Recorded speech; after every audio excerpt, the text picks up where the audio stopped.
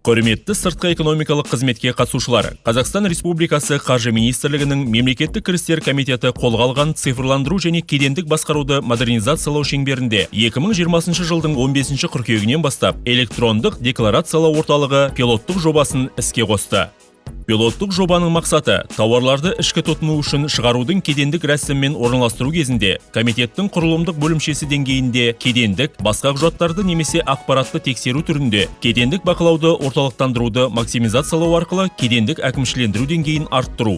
Бірінші кезеңде пилоттық жоба еліміздің Ақмола, Атырау, Қостанай мен Солтүстік Қазақстан, Шығыс Қазақстан және Павлодар облыстарындағы мемлекеттік кірістер басқармаларының кеден бекеттерінде жүзеге асырылды.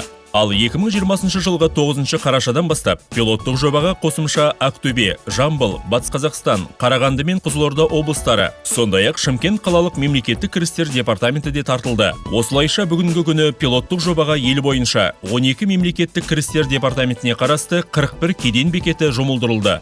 Пилоттық жобада кедендік құнды анықтаудың, тауарлардың жіктелуінің дұрыстығын, сондай-ақ жеңілдіктер мен жеңілдіктер беру заңдылығын құжаттық бақылау жүзеге асырылады. Бұл ретте тексеру үшін қажетті құжаттар мен деректерді Астана 1 ақпараттық жүйесі арқылы сыртқы экономикалық қызметке қатысушылар ұсынады.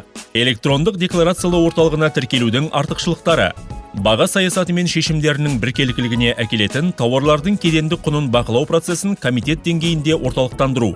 Тексеруді жүзеге асыратын уәкілетті лауазымды адам мен декларант арасындағы байланысты болдырмау. Өйткені барлық өзара әрекеттесу тек электрондық түрде ақпараттық жүйе арқылы жүзеге асырылады. Сыртқы сауда жүктерін материалдық техникалық жабдықтауға шығындарды оңтайландыру.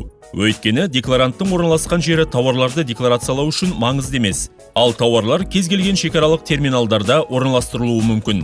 Барлық сұрақтар бойынша сіз Қазақстан Республикасы Қаржы министрлігі мемлекеттік кірістер комитетінің бірыңғай байланыс орталығына мына телефон арқылы хабарласа аласыз: 1414, қосымша нөмірі 4.